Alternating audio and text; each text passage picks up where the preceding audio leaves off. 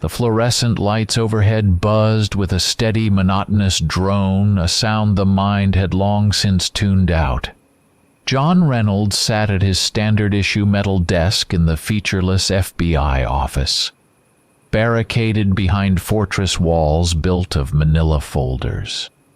The air was dry, smelling of old paper, the faint tang of cleaning solution, and a subtle hint of stale coffee from the machine down the hall. A year and a half had passed. 18 months since the first case file landed on his desk, and the stack had only grown since, mushrooming into an unsightly paper monument to his professional stagnation. The pressure was a physical weight.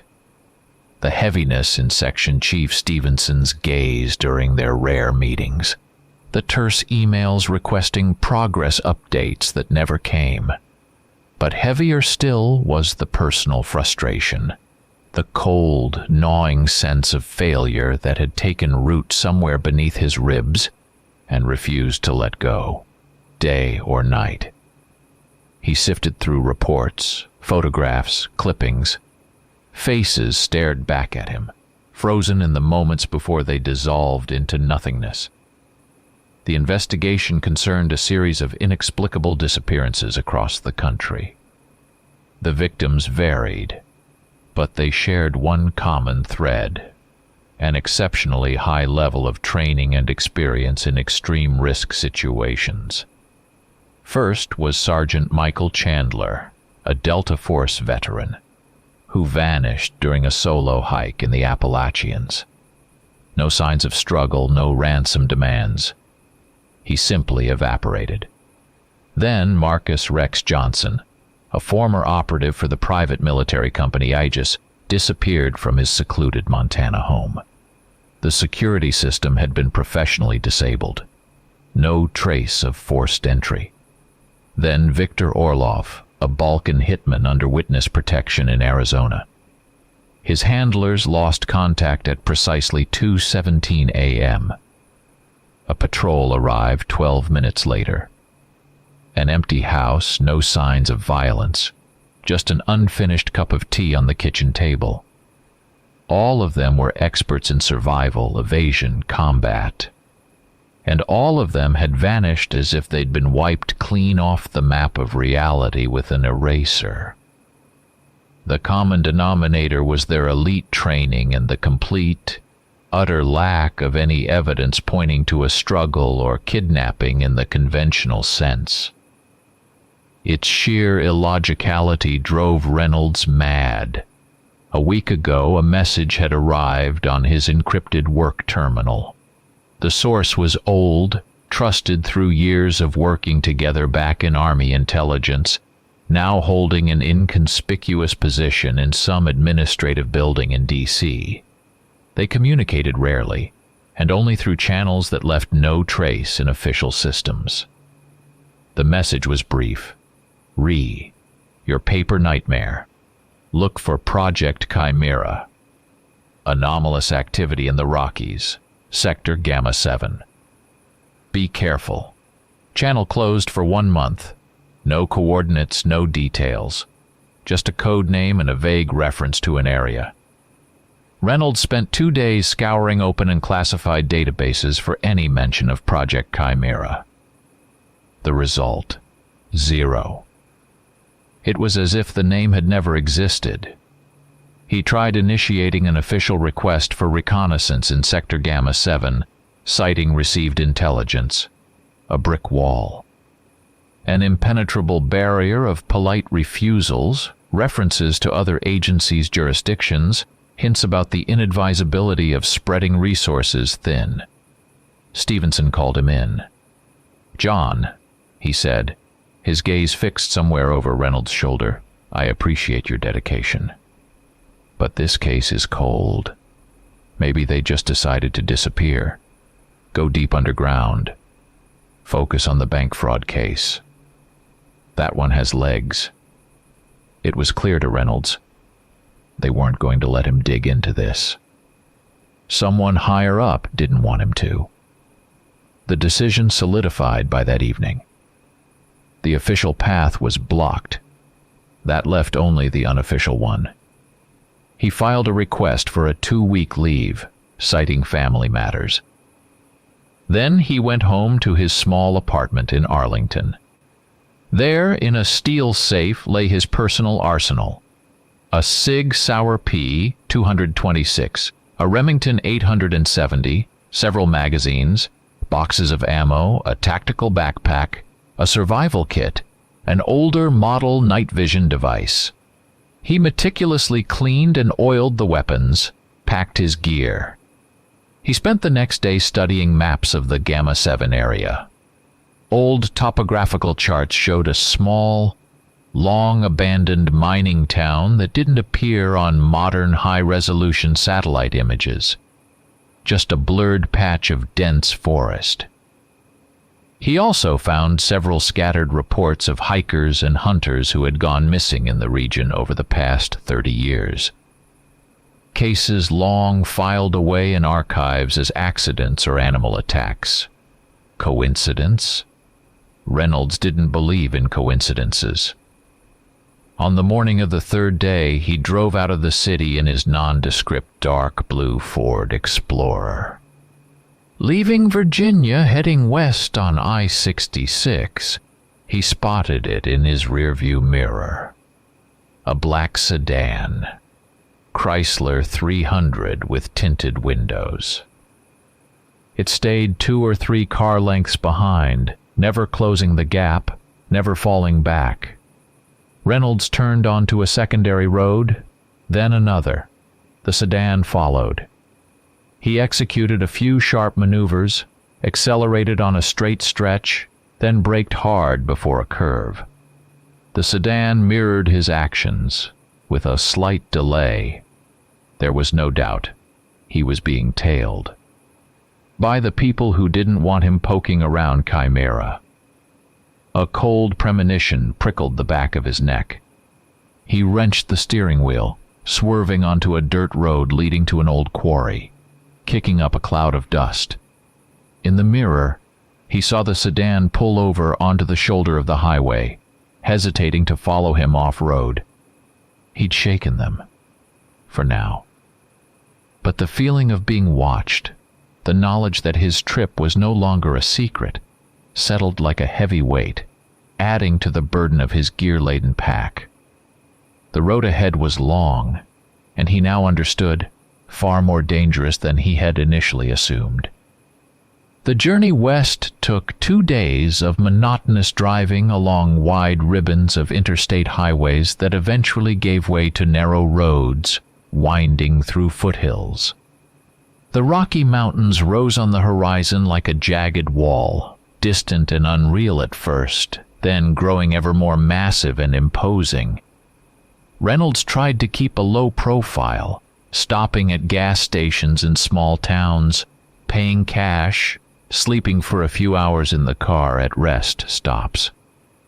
He constantly checked his mirrors, but the black sedan never reappeared. As he neared Sector Gamma 7, the area indicated by his source, civilization thinned out. Cell service had vanished 50 miles back. The radio hissed, catching only snatches of static. The GPS on the dashboard suddenly showed his location in the middle of a large lake, though dense forest stretched out beyond the windshield. Reynolds switched the useless device off. The air outside became still, heavy. The silence of the forest felt unnatural, oppressive. He was driving along an old, barely visible logging road marked on his paper map. The ruts were deep, overgrown with grass, branches scraped against the sides of the SUV. Suddenly, without warning, the engine died. Just cut out. Simultaneously, all the dashboard indicators went dark, the headlights extinguished. Complete silence, broken only by the ticking of the cooling engine metal. Reynolds turned the key in the ignition. No reaction. Absolutely none. As if the battery had simply been removed. He checked the fuses, all intact. Tried the hazard lights. Nothing. The vehicle's entire electrical system was dead. An electromagnetic pulse? Targeted sabotage? Or just incredibly bad luck in this godforsaken place? He didn't know, but the last option seemed the least likely. He was about 5 miles from the point on the map where the abandoned town should be. He'd have to go on foot. There were no other options. Reynolds opened the rear hatch and retrieved his tactical backpack. He checked the contents. 2 canteens of water, high-calorie ration packs, an expanded first aid kit, extra ammo for the pistol and shotgun, compact binoculars, the night vision device, a knife, flashlight, spare batteries, a small digital camera, and a voice recorder. He hefted the heavy pack onto his shoulders, picked up the Remington 870, and checked the chamber. He locked the SUV, though he knew how pointless the gesture was out here. The old road continued deeper into the woods, barely discernible beneath a layer of fallen pine needles and overgrown brush. He moved forward, trying to step quietly, listening for every rustle. But the forest was silent. No birdsong, no insect chirps, no scuttling of small animals in the undergrowth. This silence pressed on his ears more intensely than city noise. After about an hour of hiking, he saw it. A leaning wooden post by the side of the road, bearing a rusted metal sign. The faded letters were illegible. Population. The number had been obliterated by time and rust. Below, someone had crudely scratched or shot out the town's name. Another half-mile, and the first structures appeared.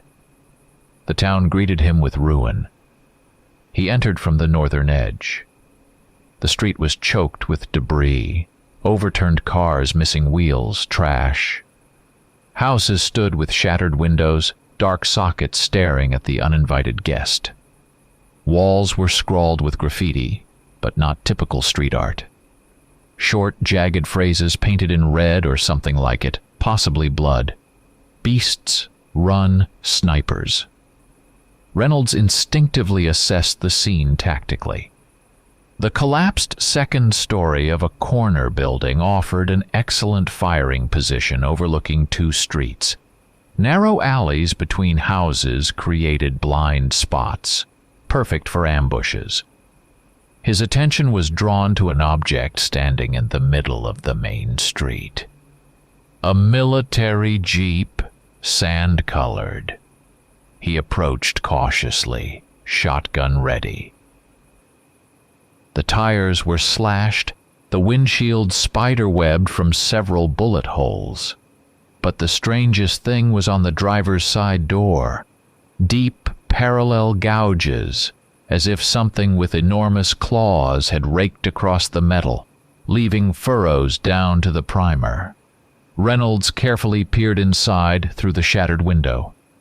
Dark, dried bloodstains marked the seats. Spent 5.56 mm casings littered the floor. A faint but distinct smell hung in the air, rot, and something else, metallic, nauseating. On the dashboard lay a scrap of fabric, like a piece of camouflage uniform soaked in something dark and sticky. Beneath it, tiny fragments were visible. Part of a body? Reynolds didn't look closer. A fight had clearly happened here. A vicious one. The sun dipped toward the west, casting long shadows across the ruined street. He needed to find shelter for the night. He chose the old town library, a sturdy brick building with a relatively intact roof and barred windows on the ground floor. He barricaded the entrance from the inside with broken furniture and sat in a dark corner of the reading room, his back against the wall, the shotgun resting across his knees. As darkness fully enveloped the town, he heard them. Distant at first, then closer. A drawn-out, blood-curdling howl, unlike any wolf or dog. A guttural growl that made the air vibrate. Then the sound of tearing flesh and crunching bone. The noises came from different directions, echoing off the walls of the dead houses. Reynolds gripped the shotgun tighter. He realized his investigation into disappearances had just shifted into an entirely different, far more terrifying phase. This was no longer the work of an FBI agent. This was a fight for survival. Dawn filtered through the cracks in the library's boarded-up windows, a dim gray light. The night had passed in tense vigilance. Reynolds had barely slept, dozing fitfully, clutching the shotgun. The morning silence felt just as unnatural as the nocturnal screams. He ate half an energy bar, washed it down with water from his canteen, and decided to begin a methodical search of the nearby blocks while it was light. He moved cautiously from cover to cover, constantly scanning his surroundings. The streets were deserted but littered with evidence of the night's activity. Casings. Dozens of them, various calibers, 9mm, 5.56 mm, 12-gauge shotgun shells, even a few heavy .50 BMG rounds, likely from a sniper rifle. Bloodstains on the asphalt and building walls, some fresh and viscous, others old, almost black, and tracks. Huge inhuman paw prints with long claws interspersed with the tread marks of combat boots. Reynolds took out his compact camera and began documenting everything. Wide shots of the streets, close-ups of casings, tracks, signs of struggle, claw marks on walls, splintered doors. Every picture, every detail could be a key to understanding what was happening. Around the corner from the half-ruined bank, he stumbled upon the scene of a recent firefight. The sight was horrific. 3 bodies in tactical gear lay in unnatural poses in the middle of the street.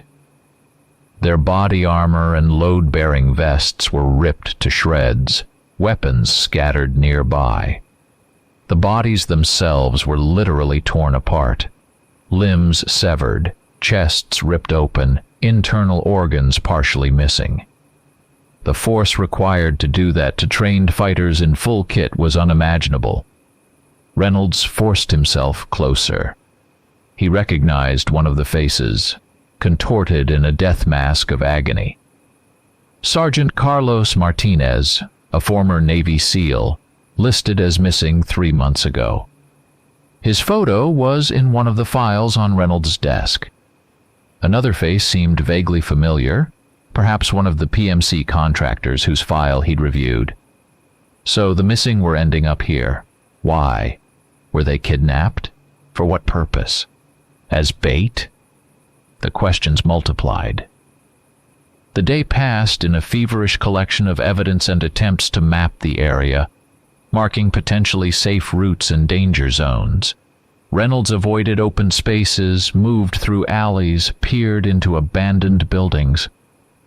By evening he found new shelter, the second floor of a small hardware store with a good view of an intersection. As darkness fell, the sounds returned. This time, one was very close.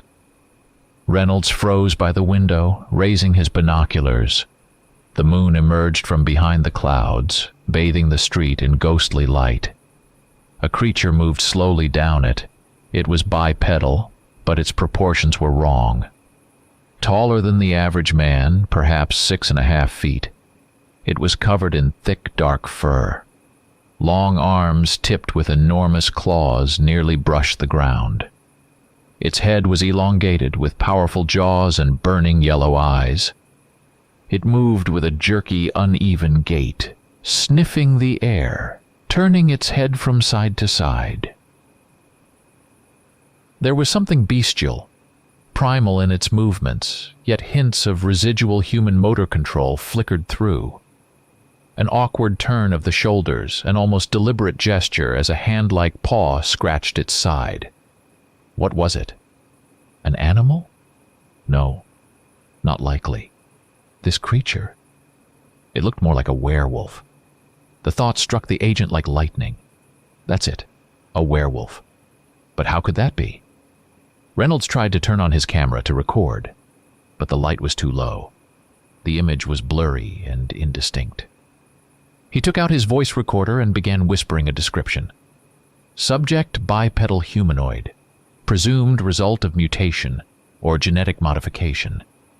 Covering thick, dark fur. Limbs elongated, hands transformed into clawed paws, long talons. Cranial structure altered, jaws enlarged, large fangs visible. Eyes glow in the dark. Locomotion on hind limbs, gait unsteady, incorporates elements of animal movement.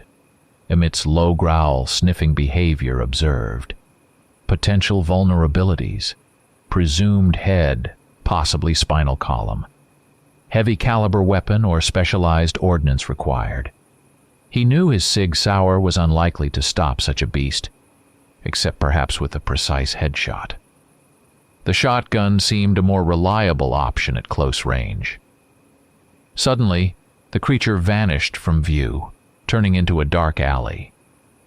Reynolds hesitated, then decided to change position to try and spot it again. He crept silently down the stairs and slipped out the back door of the store. Moving cautiously along the wall, he peered into the alley. Empty. He took a few steps forward, scanning the darkness. And then, a man burst out of a side passage directly towards him. He was disheveled, raw animal terror in his eyes, clutching a piece of rusty pipe. Seeing Reynolds, he yelped and bolted in the opposite direction down the alley. Reynolds had no time to speak or react. From the darkness he had just emerged from, the werewolf slipped out silently. In a single leap, it overtook the fleeing man, tackling him to the ground. A short gurgling scream erupted, quickly cut off. Reynolds recoiled, pressing himself into the doorway of the nearest building. He heard the sounds of struggle, the scream, the growling, the crunching. He forced himself to remain still, to hold his breath. Giving himself away now meant certain death. After a minute, the sounds died down. The werewolf, dragging a shapeless form behind it, disappeared back into the darkness. Reynolds stayed hidden for several more minutes until his heart stopped pounding. He slipped out of the doorway and hurried back towards the hardware store, and that's when he saw it. 2 blocks away across the street, a light shone in the window of a small grocery store. A steady, warm light, utterly out of place in this dead town. He had to check it out. He made his way there, stopping at a safe distance to observe. He raised his binoculars again. He didn't have to wait long. 2 figures approached the lit store from different directions, one after the other. One ducked into cover and watched. The second hesitated, then entered the store. Reynolds realized they didn't know each other. The one hiding was assessing the situation, just like him. Soon, the figure who had gone inside emerged and disappeared. The one who had been hiding began to approach cautiously. In the light from the store, Reynolds could make out his face. He recognized him immediately. Hans, a foreign intelligence agent. Reynolds had crossed paths with him 3 years ago during a complex operation in Eastern Europe. What the hell was Hans doing here, in this hellhole? Had the investigation brought him here too? Or was he here on assignment for his agency? Or maybe he was part of this nightmare. Questions swirled in his head. Reynolds decided not to reveal himself. Not yet. He would watch. Reynolds continued his observation from a dark alley, binoculars pressed tight against his eyes. He saw Hans inside the store. However, after a short time, another person entered the building. Hans hid. A few minutes later, a massive figure emerged from the darkness, rapidly approaching and bursting into the store with a roar. Then, a short burst of automatic fire. Soon, Reynolds heard a howl, and the dark, massive figure, the werewolf, exited the store. It seemed larger and faster than the one Reynolds had seen earlier. The creature crossed the street in a single bound and disappeared into the ruins opposite, dragging something dark and shapeless, likely the body of whoever fired the shots. Fear gripped Reynolds, but there was nothing he could do right now. The agent resumed watching the store and saw that Hans was alive. The light inside flickered momentarily, then burned steady again. Reynolds lowered the binoculars. The situation was becoming increasingly convoluted. He didn't rush to make contact. Hans was a professional, but Reynolds didn't know his motives for being here. The FBI agent decided to wait and see what he did next. Some time passed, and another figure appeared at the store. This person quickly entered and immediately made contact with Hans. Shortly after, Hans and his new companion emerged from the store doorway. They carried small backpacks, apparently having restocked supplies. After scanning the area, they moved quickly down the street to the east. Reynolds decided to follow, maintaining distance. He used the ruined buildings and shadows for cover, trying to stay silent.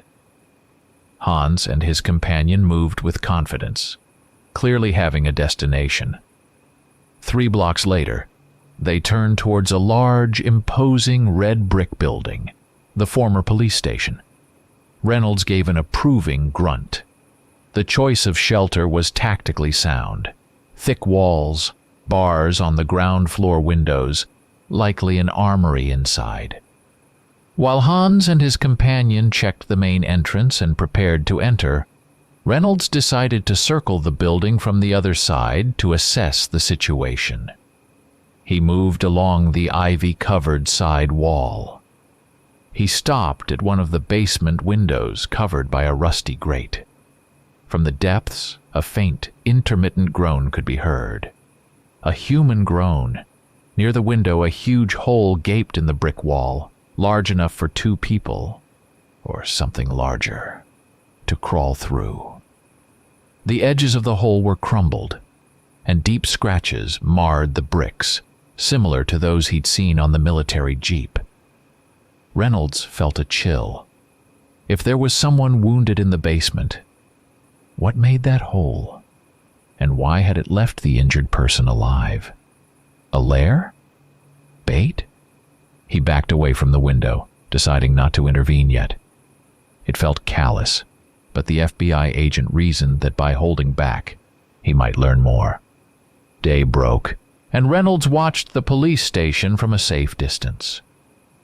Just then, a noise came from the main entrance, the creak of hinges, then muffled voices. A moment later, Hans and his companion ran out of the building. They started moving east. Reynolds followed. After a while, they had almost reached the edge of town. So they just want to leave, the agent thought. But the air was pierced by the sharp crack of a rifle shot, completely different from automatic fire. A bullet kicked up dirt near Hans. Sniper. A second shot snapped very close to Reynolds, forcing him to instinctively duck behind the corner of a building. He realized the fire wasn't aimed specifically at Hans and his companion, but at anyone in the open. The sniper controlled the perimeter. Reynolds quickly peeked around the corner, trying to pinpoint the direction of fire. Another shot. A bullet struck the asphalt a few yards away. The sound came from the roof of a tall building on the opposite side of the square, the old town hall with its clock tower. A perfect position. Judging by the sound of the shot and the accuracy, it was a high-caliber rifle with good optics. These weren't random looters or crazed survivors. These were professionals, methodically picking off anyone who seemed to be trying to leave town. Who were they? The situation took on a new, sinister dimension. Now they had two types of enemies: monstrous creatures and unseen marksmen. Reynolds glanced towards where Hans and his companion had dived for cover behind the overturned chassis of a car.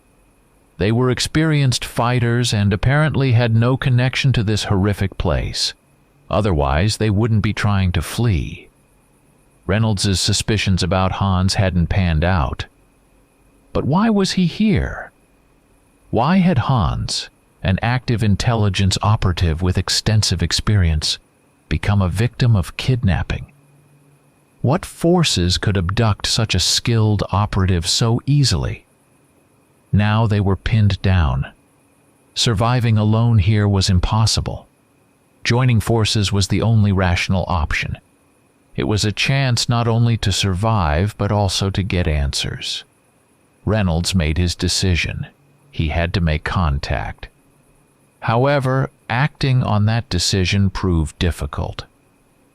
The moment he stepped out from behind the corner to dash towards Hans's cover, another shot rang out, forcing him back again. The sniper was clearly watching all movement. While Reynolds searched for a flanking route using ruined walls and debris for cover, sporadic gunfire erupted from different points. It seemed Hans and his companion were trying to suppress the sniper or distract him. In the ensuing chaos, dashing from one piece of cover to another, Reynolds lost sight of them.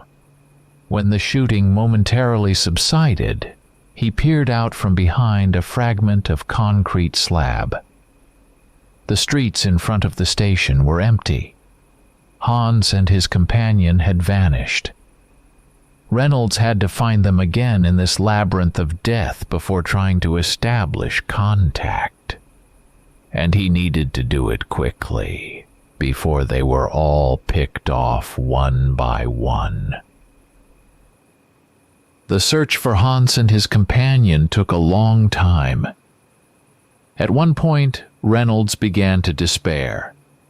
But he moved methodically, block by block, avoiding open spaces and constantly listening.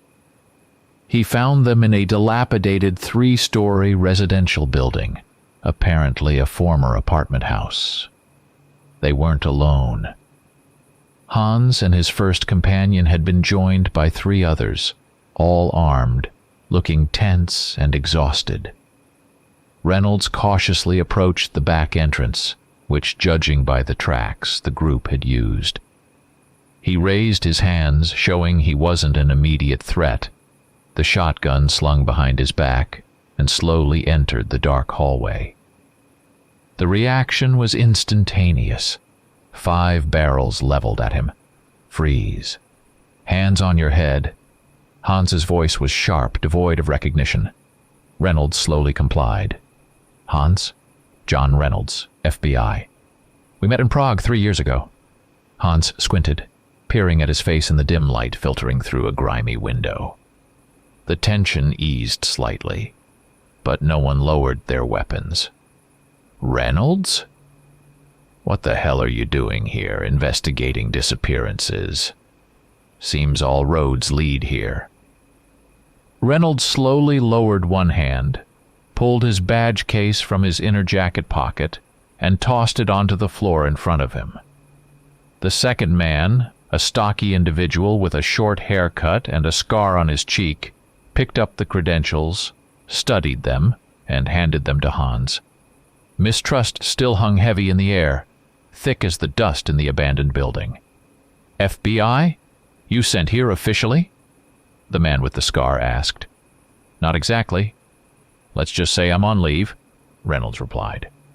Gradually, word by word, they began to exchange information. The atmosphere remained tense, but the ice was broken. Reynolds explained his investigation, the missing operatives, the mention of Project Chimera, and the strange resistance to his attempts to launch an official inquiry. Hans, in turn, introduced the others: Drake, Mark, Ben, and Carl, all former or current military. Hans and Drake had ended up here after a bizarre accident. They spoke of the creatures they'd seen, their strength and ferocity. Hans mentioned something odd. While in the grocery store, one of the creatures had spoken like a person. Perhaps the werewolves understood human speech. Mark, Ben, and Carl shared their own tales of horror and survival, similar in essence. Sudden attack, chaos, loss of comrades. Reynolds suggested gathering more information. His methodical approach to evidence collection might uncover something the others had missed and perhaps find a way out of this situation. The group agreed. They cautiously moved towards the former bank. They found bodies. These looked different. The military clothing and gear were more modern, and all bore identical patches. An unknown organization. Drake speculated they might be the snipers keeping them penned in, so the werewolves can attack them too. Interesting and important information, but why were they attacked by the monsters? Did something go wrong? Examining the firefight scene yielded results.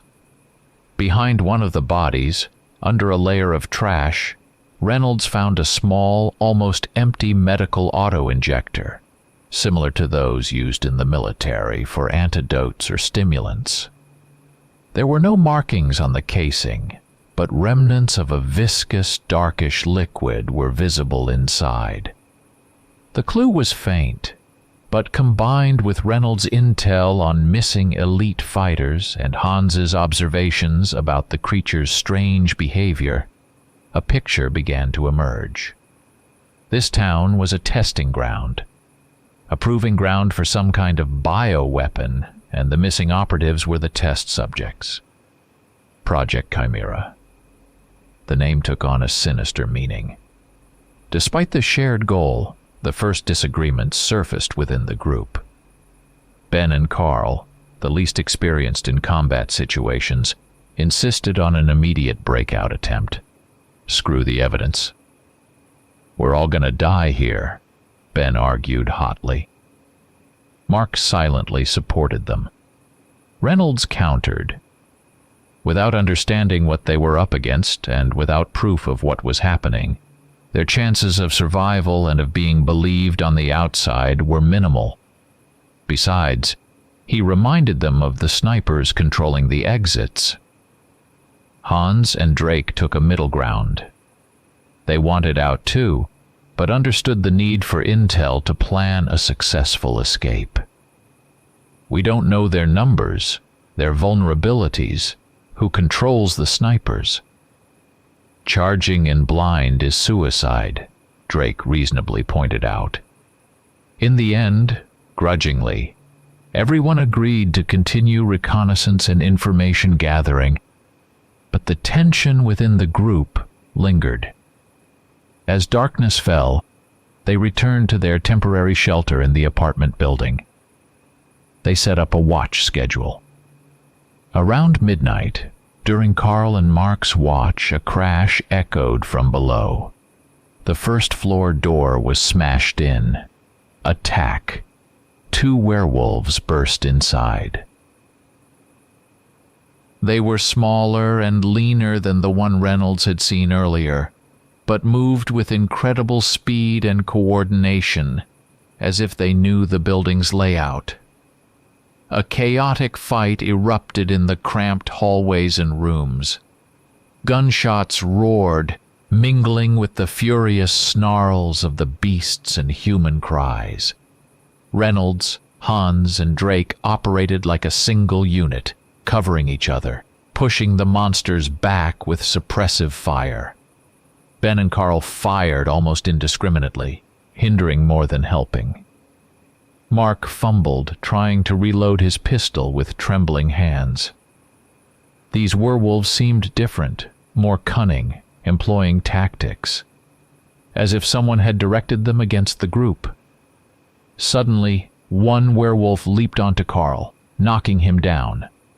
Before anyone could react, the creature tore his face and head apart. Ben screamed and emptied his weapon's magazine into the werewolf. The creature staggered back, heavily wounded, and then something unbelievable happened. The werewolf straightened up as much as its mangled body allowed, brought a clawed hand to where a human temple would be, as if saluting, and rasped out in a clear military cadence, yet guttural human voice. "Mission failure, General." For a second it held the absurd pose, then collapsed to the floor. The second werewolf, witnessing this, emitted a strange whining sound and fled, leaping out a window. In the ensuing silence, the survivors, Reynolds, Hans, Drake, Mark, and Ben, stood in shock, staring at the body of the werewolf that had saluted before dying.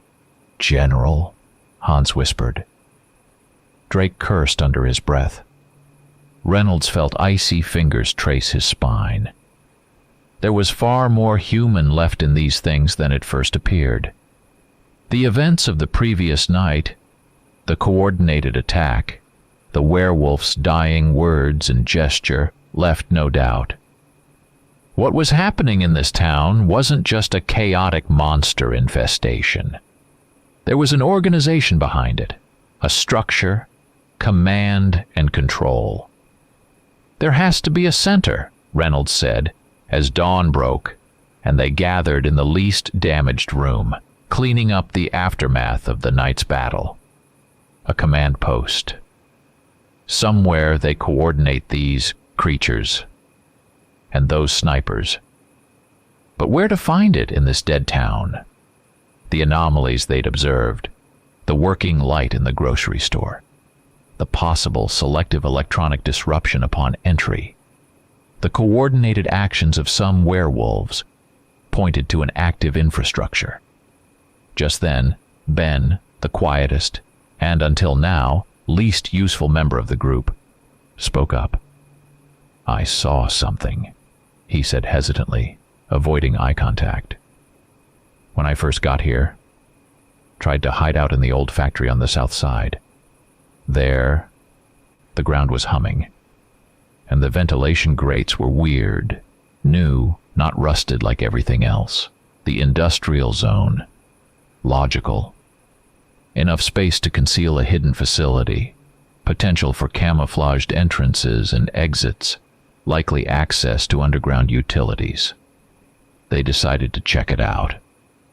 The trek to the southern edge took over an hour. They moved slowly, checking every intersection, every shadow. The industrial zone was a bleak sight. Rusting skeletons of workshops, leaning smokestacks, piles of twisted metal. Ben led them to a large building, a former assembly plant. And indeed, the ground here vibrated slightly, and warm air carrying a faint scent of ozone and chemicals wafted from several ventilation shafts emerging from beneath the building's foundation. One of the grates, covering a wide opening leading down, looked suspiciously clean and was secured with new bolts. Nearby, almost invisible in the withered grass, Reynolds spotted a small infrared motion sensor. "Perimeter security," Drake stated flatly. Hans knew how to handle it. 10 minutes later, the sensor was neutralized and the grate removed. A dark shaft opened up, leading into a concrete tunnel. A chill draft carrying the same chemical smell emanated from within. The descent was short.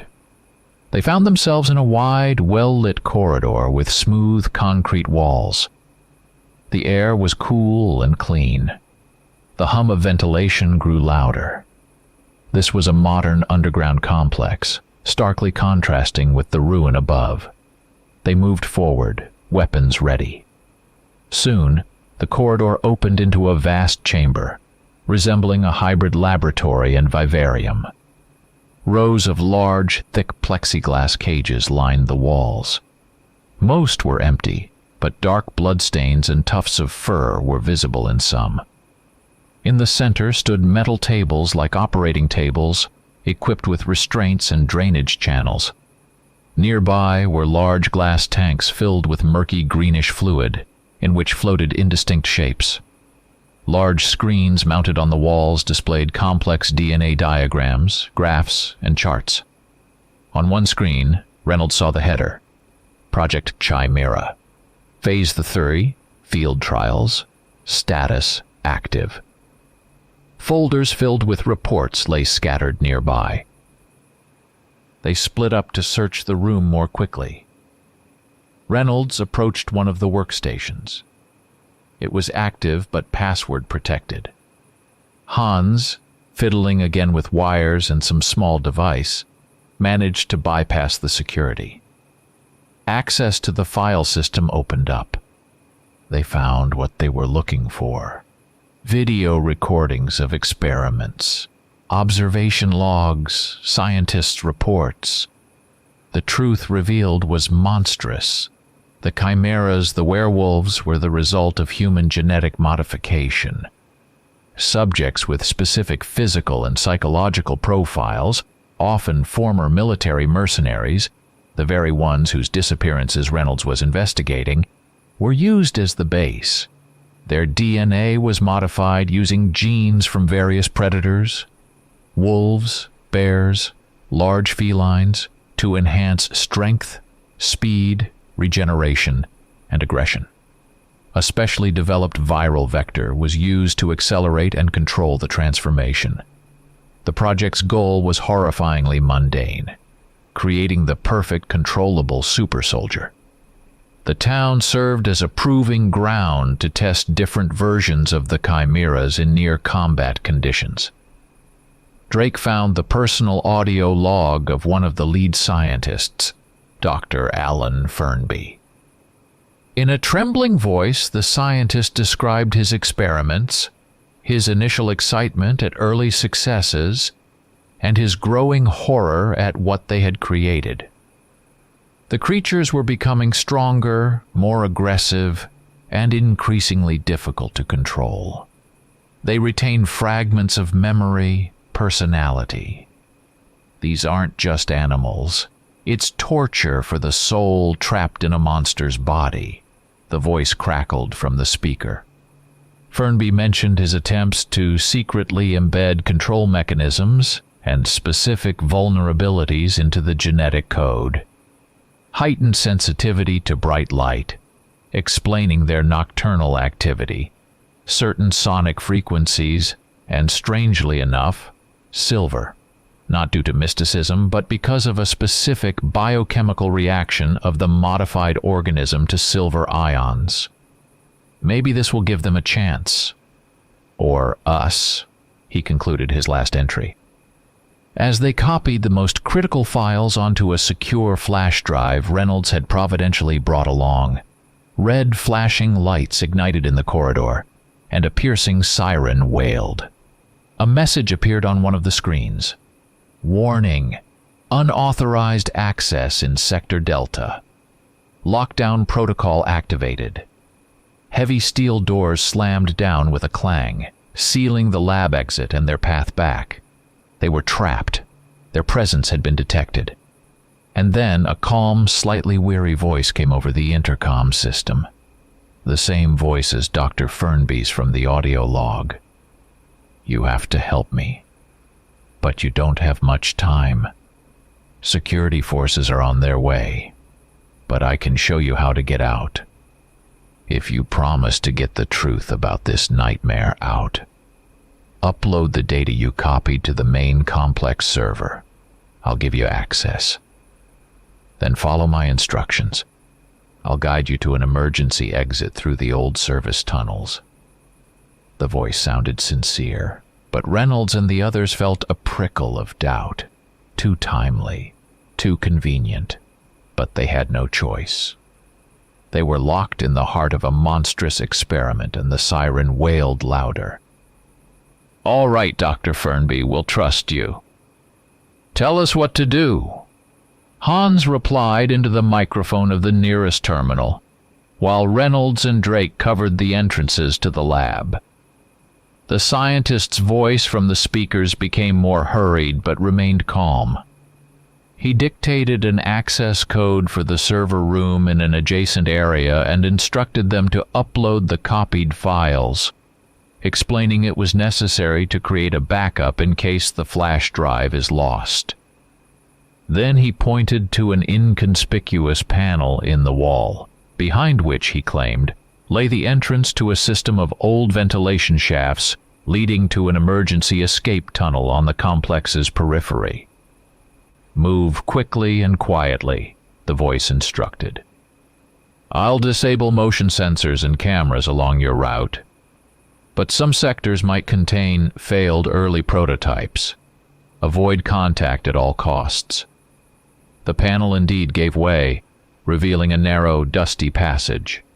The group moved forward, Reynolds bringing up the rear, covering their backs.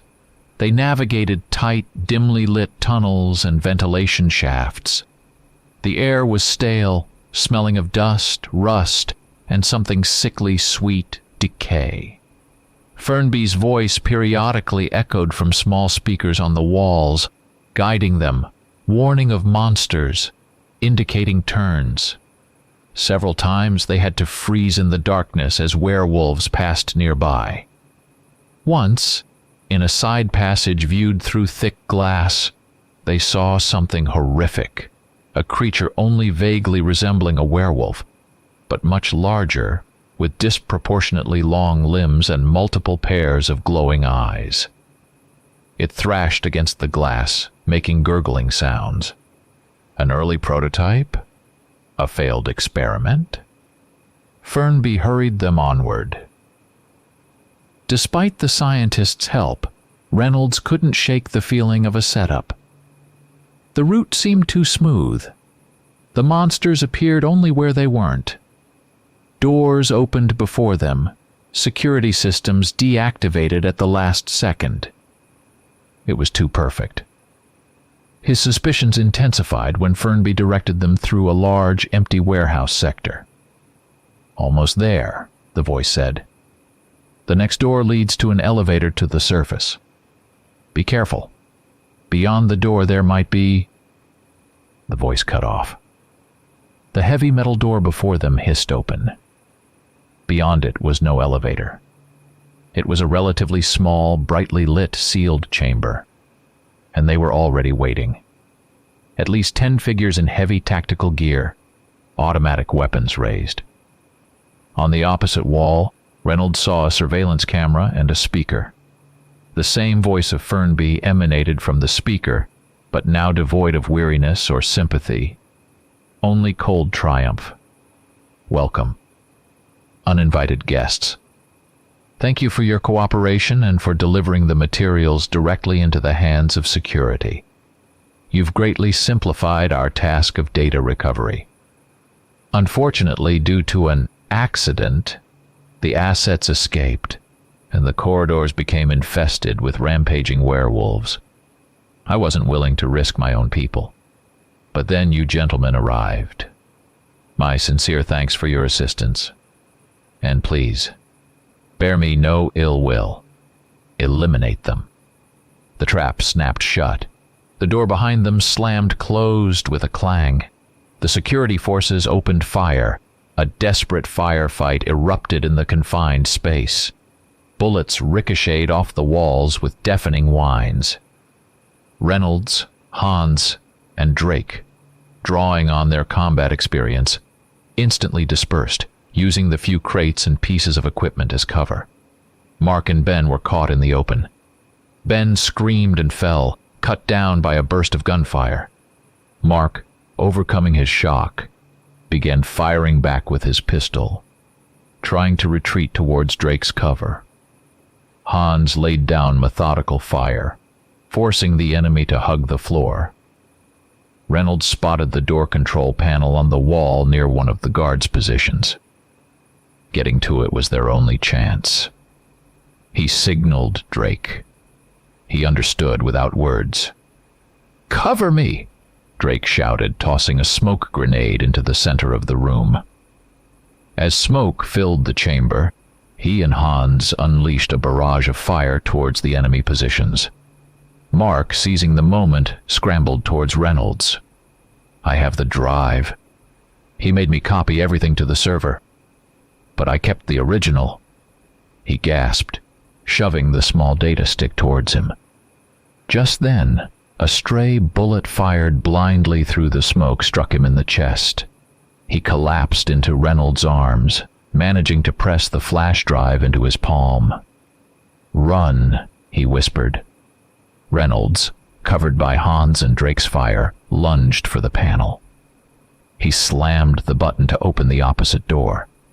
With a hiss, it began to rise, revealing an exit into another corridor. "Move!" Reynolds yelled.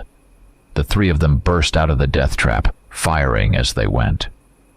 The door sealed behind them. They sprinted down the corridor, not knowing where they were going, until they stumbled upon an emergency stairwell leading up. Several flights, running, and they burst out onto the surface. But they emerged, not on the quiet outskirts, but nearly in the center of town, amidst chaos. The sky above the town was torn by the sounds of explosions and heavy machine gun fire. Two black helicopters with no markings circled low over the rooftops, pouring fire onto targets below. Fires raged in the distance. It was clear the final stage had begun, the cleanup. Project Chimera forces were destroying everything, their failed experiments, unwanted witnesses, and likely the town itself. They had escaped the underground trap only to land in a fiery hell on the surface. 3 of them remained. Ammo was low, and the enemies had multiplied. Muzzle flashes lit the shattered facades, the roar of explosions blending with the crackle of automatic fire, and the distant snarls of werewolves caught in the crossfire.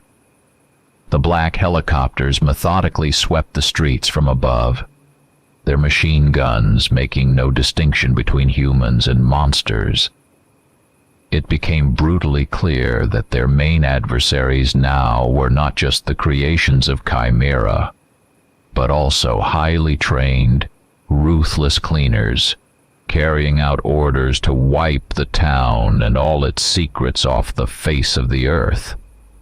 The snipers on the rooftops, who had previously just controlled the perimeter, now worked in close coordination with ground teams, cutting off escape routes and herding survivors into kill zones. They urgently needed cover, a moment to breathe and figure out their next move. After a short, desperate dash under fire, they found a relatively intact building, an old stone church with a tall bell tower. Thick walls and narrow slit windows offered some protection. They quickly dragged the heavy oak door shut behind them, barricading it with pew fragments. They took stock.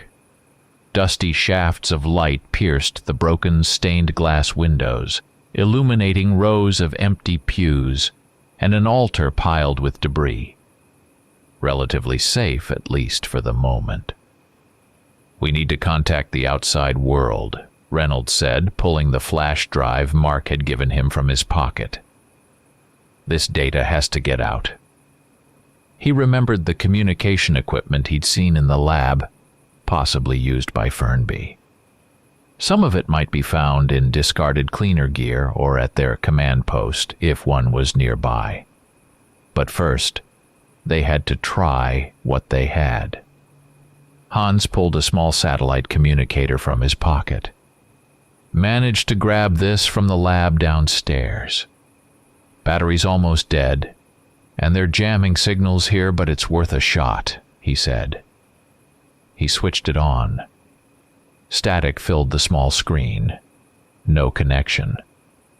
But Hans persisted, trying to catch any flicker of response. Finally, for a few seconds, a weak signal indicator appeared. Reynolds quickly dictated the coordinates and a code phrase for his source in Washington, a short encrypted SOS. The signal indicator blinked and died. Did the message get through? Unknown. Outside, it grew quieter. The firefight seemed to have moved to other parts of town. But the lull was deceptive. Soon they heard the sound of approaching vehicles. Then a voice, amplified by a megaphone, boomed out, "You are surrounded. Resistance is futile. Come out with your hands up. Your lives will be spared, and you will receive fair treatment." The voice was flat, mechanical. A lie. No one intended to let them live.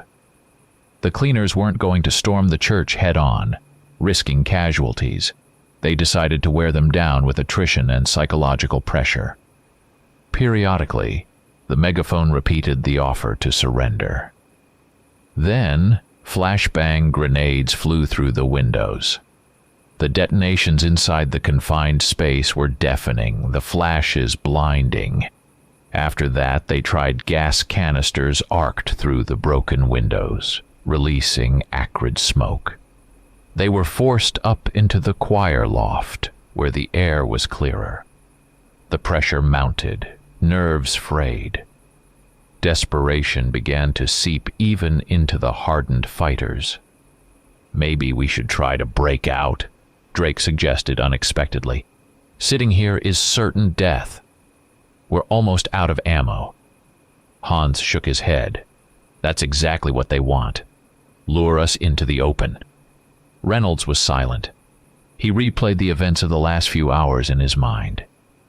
His investigation, his pursuit of the truth, had led them all here, into this trap. The weight of responsibility was crushing. Their chances of escape were almost nil. Maybe Drake was right. Maybe it was better to die fighting than wait to be gassed or burned alive with the church. He looked at Hans, then at Drake. He saw the same weariness and resolve in their eyes. Suddenly, from below, beneath the church nave, came a strange scraping sound, then the crack of splintering wood. Reynolds froze. Old churches often had crypts, basements, possibly even underground passages, and the cleaners, with access to town plans or project data, might know about them. Before they could react, the wooden floor buckled in several places, and figures in black tactical gear climbed out of the dark openings. Attack from below. They were caught completely off guard. A close-quarters battle erupted in the dim light of the church hall. The attackers had the advantage. More numbers, knowing where the assault was coming from. Reynolds, Hans, and Drake fired back, retreating towards the altar. Several attackers fell. Hans took a grazing wound to the leg. Ammunition dwindled rapidly. "Out through the side door, the sacristy!" Reynolds yelled, pointing to a small door behind the altar. Covering each other, falling back step by step, they managed to fight off the first wave and slip out of the church through the narrow side exit. They were back on the streets of the ruined town, wounded, nearly out of ammo, pursued relentlessly by professional killers. The noose was tightening. The flight through the shattered streets became a desperate game of cat and mouse. Cleaners were everywhere. Their organized teams methodically swept block after block, leaving no chance to hide for long. Reynolds, the wounded Hans supported by Drake, whose own arm and shoulder were bleeding, weaved through narrow, debris-choked alleys, using ruined buildings as temporary cover, but the pursuers inevitably closed in. The cleaners' radio chatter echoed off the walls. They were coordinating, herding their prey. Survival and combat skills honed over years of service allowed them to evade capture for now, but it was only a matter of time. They each had only a handful of rounds left. Scrambling through the ruins of a former department store, they stumbled upon it almost by accident. An armored communications van, parked in a relatively sheltered inner courtyard, surrounded by several armed guards. Standing near the van was a man in an expensive, perfectly tailored business suit, utterly incongruous in this hellscape. He wasn't military. His face was calm, almost impassive, as he gave short, precise orders over a radio to one of the cleaner commanders, pointing at sectors on a tactical map displayed on a tablet. Reynolds knew instantly. This was one of the handlers, a civilian overseer of the sterilization operation. The curator's gaze flickered towards them. He said something to the guards, gesturing towards the ruins where they hid. They'd been spotted. Need a diversion, Hans rasped, leaning against a wall. His leg was crudely bandaged, but he was clearly fading. Drake nodded, his face grim. Near the van were fuel cans, likely for a generator. A plan formed instantly, without words. Drake motioned for Hans to stay put and cover Reynolds. Then, pushing through the pain in his shoulder, he moved in short dashes towards the cans. Reynolds understood. He needed to get to the van. Comms. A chance to transmit the data from the flash drive. Hans opened fire with his pistol at the guards by the van, drawing their attention. Meanwhile, Drake reached the cans, kicked one over, spilling fuel, and tossed a lighter. A bright flash and flames instantly engulfed the cans, licking towards the generator. A small explosion followed, then another, sending up thick black smoke. Chaos erupted. The guards and the curator were distracted by the fire. This was Reynolds' chance. While confusion reigned, he sprinted towards the van. The door was unlocked. Inside, functioning communications equipment, several monitors displaying the tactical situation. He quickly found a free USB port and inserted the flash drive. A secure data transfer interface lit up on one screen. He recalled the address of the dead drop, an anonymous encrypted server he'd set up years ago as a last resort for transmitting critical intel to a trusted journalist contact. His fingers flew across the keyboard, entering the address and the upload command. The files were large. A progress bar crawled slowly across the screen. Shouts and gunfire echoed from outside. He could hear Hans firing back, hear Drake yelling. The upload reached 50%, 70%, 90%. Just then, the van door burst open. A cleaner stood framed in the doorway. Reynolds fired his Sig Sauer, almost without aiming. The soldier dropped, upload complete. 100%. He yanked the flash drive and jumped out of the van. The scene outside was bleak. Hans lay on the ground, 2 dead cleaners beside him. Drake was down on one knee, firing his last rounds, but already being surrounded. The courtyard swarmed with enemy soldiers. The curator in the suit stood apart, watching with cold composure. Their retreat was cut off. 3 against dozens. They were exposed in the middle of the courtyard, backs to the burning generator. The end. Reynolds walked over to Drake, stood beside him. Their eyes met. No words were needed. They were soldiers caught in a hopeless situation. Drake managed a faint, grim smile. Reynolds checked his pistol's magazine, 2 rounds left. He raised the weapon. The cleaners slowly closed the ring. The last stand. They stood back to back, facing the enemy. They would fight to the last bullet, to the last breath. The end was swift and predictable. The cleaners' professionalism left no room for heroism or prolonged resistance. They operated cohesively, dispassionately, executing the liquidation order. A hail of gunfire slammed into the small group near the burning generator. Drake fell first, struck by multiple bullets to the chest. Reynolds managed one more shot, aiming towards the curator in the suit, but the round went wide. Return fire tore through his leg and side. He collapsed onto the dusty ground beside Drake's body, the pistol slipping from his weakened grasp. The pain was sharp, but his mind remained clear. He lay staring up at the gray, smoke-choked sky, hearing the footsteps of the approaching soldiers. The cleaner team leader approached, a tall man in black tactical gear, face hidden by a helmet and mask.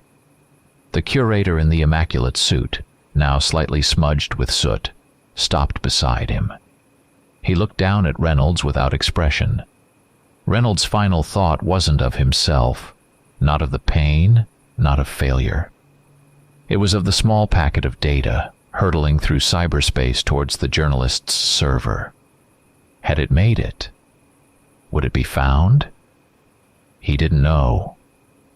But it was the only spark of hope in this overwhelming darkness. The curator nodded to the cleaner leader. The leader raised his pistol. A brief flash. Darkness. The town's sterilization operation entered its final phase. Bodies, human and werewolf alike, were collected and incinerated in large mobile crematoriums. Salvageable equipment from the underground complex was meticulously dismantled and hauled away in unmarked trucks. The ruins still standing were brought down with controlled demolitions, reducing the town to a heap of shapeless rubble. Helicopters sprayed chemicals over the zone, eradicating any biological traces. By morning, no sign of the town or its terrible secrets was meant to remain. Just dust and ashes. Far away in Washington, D.C., in a spacious office overlooking the Capitol, a high-ranking official hung up a secure line. On his desk lay a thin folder marked Top Secret. He was the same man who had once been Reynolds' unofficial source, the one who had given him the tip about Project Chimera and Sector Gamma 7. A double agent, working for those behind the project. He scanned the brief report. Incident in Sector Gamma 7 resolved. Town sterilized per Protocol Typhon. All unauthorized elements eliminated. No losses among loyal personnel. Project Chimera cleared for transition to Phase 4. The official nodded, satisfied. A concise entry would soon appear in the official FBI databases. Special Agent John Reynolds missing in action, presumed deceased during unauthorized investigation. Case closed. Another bothersome fly swatted. The official murmured quietly to himself, closing the folder. In another city, in a small apartment cluttered with papers, a notification popped up on the old computer screen of an anonymous investigative journalist known for digging up the dirtiest government secrets. New, large encrypted file received from unknown source. Encryption level maximum.